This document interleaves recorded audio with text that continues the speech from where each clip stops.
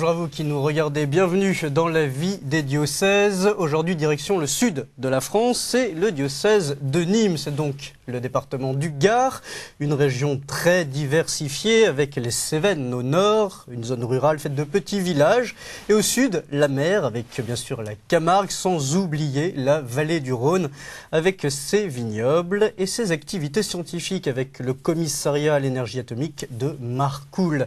Monseigneur Robert Watebley, bonjour. Bonjour. Vous êtes l'évêque du diocèse de Nîmes, Uzès CLS depuis 2001. Et on peut dire que votre arrivée a fait du bruit puisque lors de votre consécration, le 1er avril 2001, les arènes de Nîmes étaient pleines. Alors qu'il y avait une capacité d'accueil de 7000 personnes, le diocèse a dû accueillir 3000 personnes supplémentaires dans les églises autour des arènes pour retransmettre la consécration. Cet événement a eu une résonance au-delà des chrétiens puisque juifs, orthodoxes, musulmans et protestants étaient présents. On regarde ce sujet de Tanguy Lécluse. Dans les arènes de Nîmes, les paroissiens agitaient le rouge pour cette ordination épiscopale. Théâtre de la tauromachie, il s'agissait bien de l'ordination d'un évêque. Une célébration forte dans ce diocèse qui n'avait pas connu l'ordination d'un évêque depuis 1965.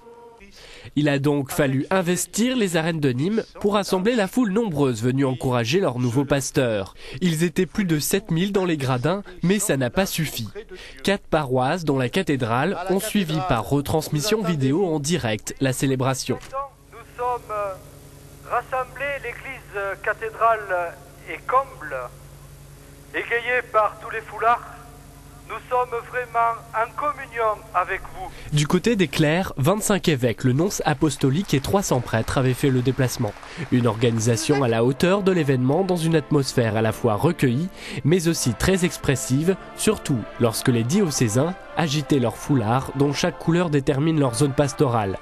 Pour la délégation du Nord venue accompagner le père Watebley vers ses nouvelles responsabilités, c'est le blanc qui a été choisi. L'évêque d'Arras, Jean-Paul Gégère, amusé par la situation, démarre son homélie avec humour. Un Calaisien est ordonné évêque par un Lorrain. L'un comme l'autre porte un nom à peu près imprononçable ici. L'événement se situe un 1er avril et il a pour cadre les arènes de Nîmes. Il faut faire preuve d'une sérieuse dose d'humour. Geste symbolique, le diocèse a remis au nouvel évêque un livre de vie. Chaque page est dédiée à une paroisse. Une célébration forte en émotion qui, 8 ans après, reste encore présent dans la mémoire des fidèles.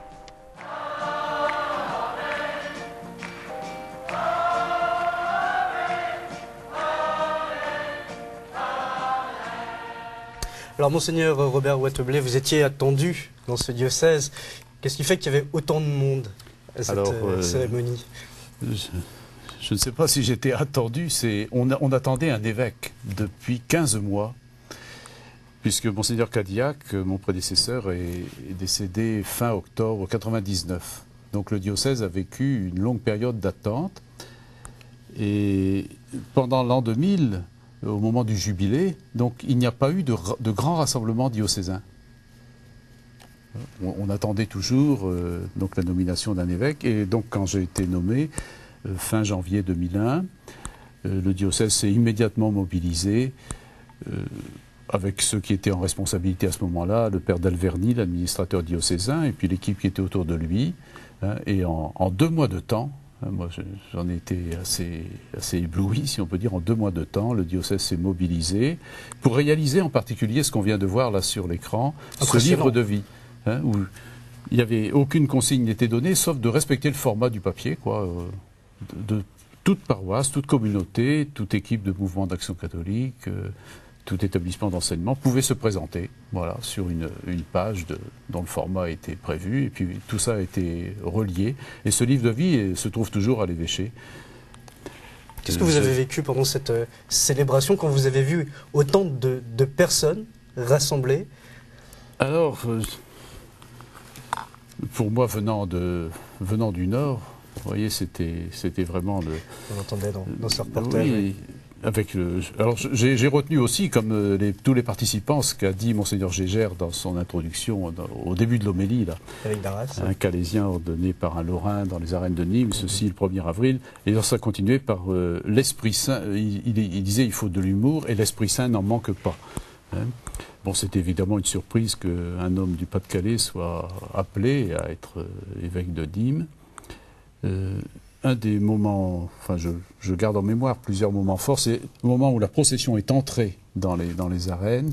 Je voyais à la fois ce peuple rassemblé, l'autel, et puis le pupitre avec le lectionnaire pour la parole de Dieu, et la croix au-dessus de l'autel. Et je me disais au fond, vous, moi, nous, lui. Et je me disais aussi, toi, moi, nous. Enfin, c'était ma manière de ressentir, si l'on peut dire, le ministère qui allait m'être confié par l'ordination, de le ressentir.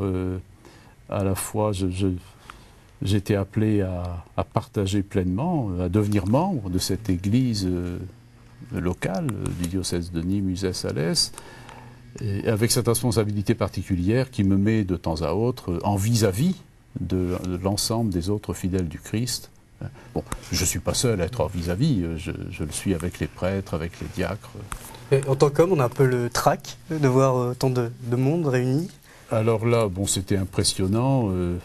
En plus, on était en période de grève de la SNCF. Oui. Donc les gens du Nord, et ma famille en particulier, avaient eu quelques difficultés à venir. La nuit avait été très courte.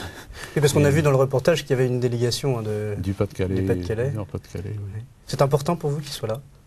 Oh, ben c'est un lien qui s'est constitué entre nos diocèses. Et alors, quelques temps après, j'allais dire dans des conditions beaucoup plus douloureuses, ce lien s'est manifesté parce que en septembre 2002, le département du Gard a subi de très graves inondations. Et je dis ça de mémoire, mais enfin à peu près 300 communes sur 340 ou 350 ont été sinistrées, si vous voulez. Bon.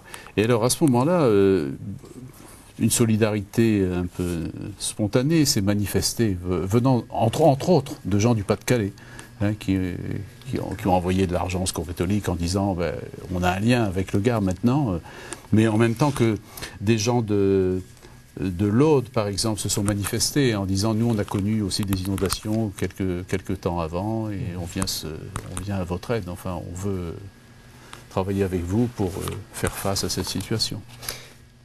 Ce diocèse de Nîmes, ce beau département du Gard, vous avez eu l'occasion de le découvrir à travers des visites pastorales bien sûr. Qu'est-ce qui vous a frappé? Qu'est-ce qui vous a marqué peut-être dans la culture de ces gens du Gard, de ces gens du sud de la France, peut-être que vous ne connaissiez pas? Alors je ne connaissais pas du tout, ça, vraiment pas du tout. Ce qui m'a frappé quand même d'emblée, c'est une très grande diversité avec des régions très typées. On a fait allusion, vous avez fait allusion vous-même aux Cévennes, au bord de mer, à la vallée du Rhône. On pourrait évidemment évoquer Nîmes, hein, avec tout son passé, toute son histoire, le bassin alésien, hein, la région de la Grand-Combe. C'est une histoire très, très, très riche, très diversifiée. À certains endroits, on est très préoccupé des taureaux. Oui. À d'autres endroits, on n'en est pas préoccupé du tout. À certains endroits, on a une population très, très dense. À d'autres endroits, comme vous l'avez dit, des petits villages où la vie est plus difficile, les communications plus difficiles. Bon. Et un certain nombre de pôles d'attraction se situent à l'extérieur du département. Vous avez des gens qui vont spontanément à Avignon, ou à Montpellier, ou même à Millau dans l'Aveyron, ou à Arles. Enfin, donc c'est un département qui est très divers, des régions très typées, et j'allais dire l'unité ne se fait pas naturellement. Enfin, on n'a pas de raison naturelle d'aller, quand on est au bord du Rhône, on n'a pas de raison naturelle d'aller aux confins de l'Aveyron, si vous voulez.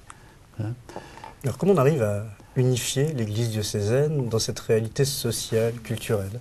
Alors je crois qu'il ne faut pas rêver d'une unité de type jacobin, enfin j'allais dire, vous voyez, mais c'est plutôt de promouvoir des efforts communs. Mais encore une fois, ils ne peuvent pas être vécus partout de la même façon. Hein. Mais de faire prendre conscience que ceux qui ont le plus de moyens peuvent justement aider ceux qui ont moins de moyens, par exemple. Je prends un exemple très... Oui, je pense aux aumôneries de jeunes, par exemple. On a un certain nombre d'aumôneries qui ont des moyens, qui organisent des pèlerinages à Rome, ou à Ars, ou à Lourdes. Bon, ils sont nombreux, ils savent faire, ils ont des ressources, ils ont un certain nombre d'animateurs. Alors, je souhaite, dans la mesure du possible, je leur dis, mais essayez aussi d'avoir des liens avec des équipes d'aumônerie d'autres régions du diocèse qui ont moins de moyens et qui ne peuvent pas organiser tout ça à eux seuls. Bon. Alors, ça se fait bien. Je pense que ça peut progresser encore. Hein. Mais sur certains points, je vois par exemple pour l'année Saint-Paul, là, le 25 janvier dernier, il y avait un rassemblement diocésain des 6e, 5e, qui avait été organisé à Nîmes et qui a réuni dans les 300 jeunes, hein, de 6e, 5e. Bon, on pourrait être beaucoup plus, évidemment, hein, mais c'est déjà ça, et ça a permis à des équipes vraiment très, très réduites dans certaines paroisses peu peuplées, enfin, tout d'un coup de dire, on n'est pas tout seul à être chrétien dans notre coin, quoi. Hein, c'est ça dont ont besoin peut-être les catholiques, les chrétiens aujourd'hui, c'est de savoir ça. Peut-être, surtout pour les jeunes, faire l'expérience qu'on n'est pas tout seul, qu'on n'est pas que quelques-uns, mais qu'on peut être, on peut être en relation avec d'autres qui sont... C'est le rôle de l'évêque de le dire, ça, de le signifier, en tout cas, je ne pense pas que ce soit l'exclusivité de l'évêque de le faire, mais je le fais volontiers. Enfin, je sais que mon prédécesseur le disait déjà, et j'imagine que mon successeur le dira peut-être encore. Qu'est-ce qui vous frappe aujourd'hui dans les attentes? Vous parliez des jeunes. Qu'est-ce qu'ils recherchent aujourd'hui? Qu'est-ce qu'ils attendent peut-être de votre part directement, ou des églises? Alors, je voudrais bien avoir la réponse à cette question, au moins pouvoir en parler avec eux. Je souhaiterais qu'il y ait des lieux où justement des jeunes puissent être écoutés, plus qu'ils ne le sont peut-être dans nos lieux d'église. On a des possibilités, mais on n'a pas toujours le temps ou les animateurs susceptibles de le faire. Qu'est-ce qui manque aujourd'hui concrètement pour faire en sorte que ce dialogue existe, peut-être entre vous, les jeunes, ou les communautés chrétiennes? Vous parlez des jeunes, il faudrait peut-être distinguer selon les âges. Je suis assez préoccupé de ce qu'on appelle les grands jeunes, enfin les jeunes adultes. C'est les jeunes professionnels, c'est les étudiants? Les deux, puisqu'il y a des étudiants à Nîmes, il y a des étudiants à Alès, il y a des étudiants qui reviennent pour le week-end, il y a des jeunes professionnels, il y a des jeunes en recherche d'emploi. Bonne nouvelle, le week-end dernier, là, une cinquantaine ou une soixantaine de jeunes du diocèse de Nîmes sont allés au rassemblement de la Courneuve, organisé par la JOC. Vous voyez, bon, mais je pense que cette belle réalisation, ce beau déplacement, tient beaucoup à quelques personnes. Quelques moteurs, c'est ça? Quelques moteurs, quelques personnes très engagées. Du coup, votre responsabilité d'évêque face à ça, c'est quoi? C'est de provoquer la rencontre, c'est d'organiser des lieux de rencontre, de proposer peut-être des temps dans l'année, ou de soutenir ceux qui veulent le proposer. Et peut-être aussi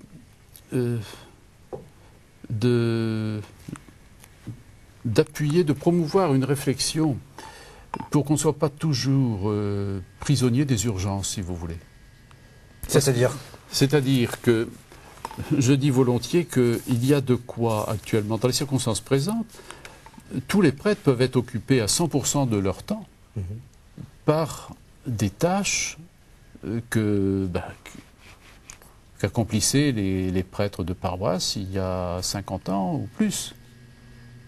Bon, c'est une question arithmétique presque. Bon. Mais du coup, bon, c'est vrai des prêtres de paroisse, mais c'est vrai aussi peut-être d'autres personnes, d'autres animateurs possibles. On a moins de disponibilité pour des contacts tout aussi importants avec des personnes qui sont plus à distance de l'Église catholique, ou des personnes dont l'Église catholique est à distance. Hein. On a peut-être moins de possibilités aussi concrètement de rencontrer des jeunes adultes ou de poursuivre avec eux un certain cheminement, de leur proposer un certain cheminement. C'est-à-dire qu'aujourd'hui, il y a des gestions un peu systématiques des paroisses et peut-être pas assez novatrices, peut-être pas assez ouvertes, c'est ça que vous êtes en train de dire? Ce qui me préoccupe, c'est un peu ça, oui, que la réponse aux besoins, la réponse aux demandes finalement venant des paroissiens, suffit à combler l'agenda de beaucoup de prêtres. Hein. Alors comment faire pour hiérarchiser un petit peu les réponses aux demandes et dire attention, essayons de proposer des temps de rencontre, des temps d'écoute, en tout cas des possibilités de contact pour les jeunes des différentes tranches d'âge, etc.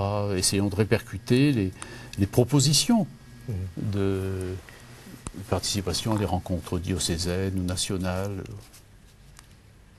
Alors aujourd'hui, dans le cadre de l'annonce de la foi, il y a une résonance dans votre diocèse, la résonance Ecclesia, liée à cette rencontre des évêques à Lourdes en 2007. Vous, c'était un rassemblement en 2008 qui a rassemblé à peu près 700 personnes autour de cette notion de l'annonce de la foi aujourd'hui, à tous les âges de la vie, c'est ça? Est-ce qu'aujourd'hui, ce projet, Résonance Ecclesia, peut rassembler un peu toutes ces problématiques que vous venez d'exposer? Alors, Ecclesia 2007, ce n'était pas simplement les évêques à Lourdes, hein, c'était beaucoup des forces vives venant de toute la France. Hein, c'était un congrès organisé par le service national de la catéchèse du catéchuménat. Bon. Et alors c'est un petit peu en écho ou dans le sillage de ce rassemblement qu'en octobre 2008, donc à Nîmes, on a eu, comme vous l'avez évoqué, donc un rassemblement de 700-750 personnes venant de tout le diocèse, rassemblement qui s'est intitulé du reste effectivement Résonance Ecclesia. Le titre, si je me souviens bien, c'est Accueillir et servir ensemble la parole de Dieu. Alors, moi, ce que j'aime souligner, on a dit beaucoup de choses très riches hein, dans ce rassemblement. Entre autres, on a eu un très bel exposé de M. François Mogg de l'Institut supérieur de pastoral catéchétique de Paris sur qu'est-ce que c'est qu'être aîné dans la foi. Hein, qu'est-ce que c'est qu'être à la fois frère et aîné dans la foi. Bon.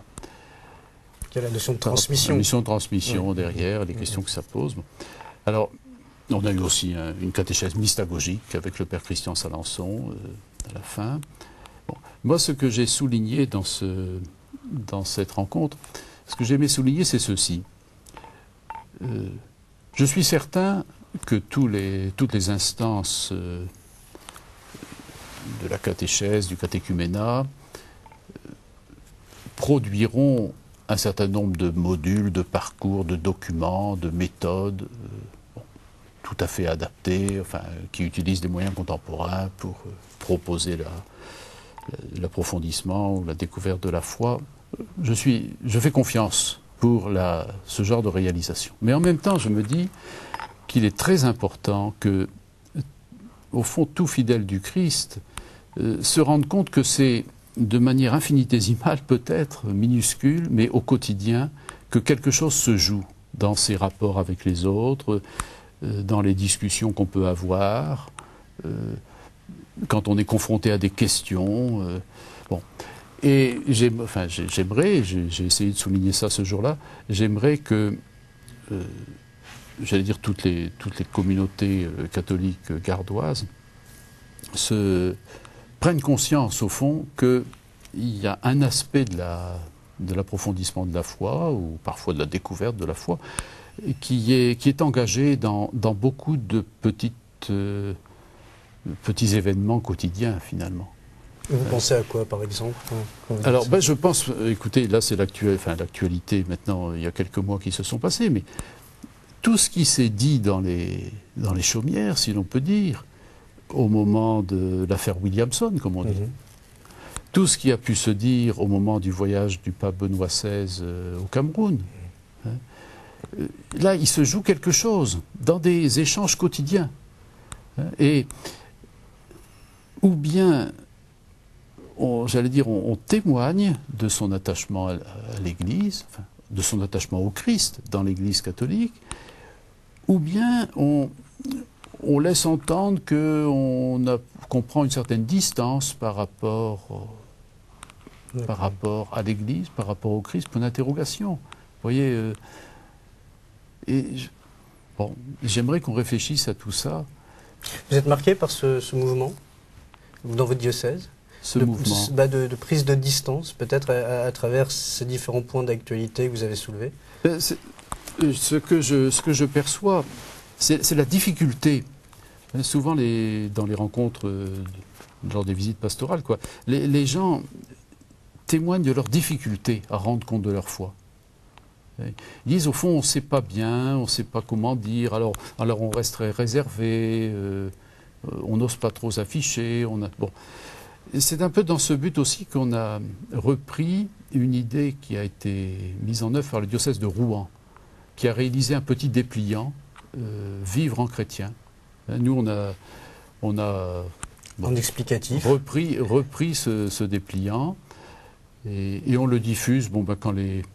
Il n'y a pas de règle, on le diffuse quand les circonstances s'y prêtent. Enfin, expliquer ce qu'est être chrétien aujourd'hui. Oui, et puis surtout pour que ça soit l'occasion de s'expliquer soi-même. Il ne s'agit pas de réciter ce qui est écrit sur le papier, mais de réagir par rapport à ce qui peut être présenté sur ce dépliant.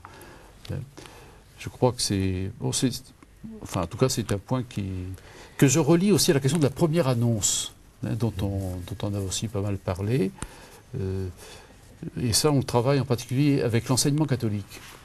Quelles sont les circonstances où, dans l'enseignement catholique, entre autres, mais des maîtres ou des personnes de la communauté éducative sont confrontés à des situations où ce qu'elles disent, ce qu'elles font, peut constituer une première annonce.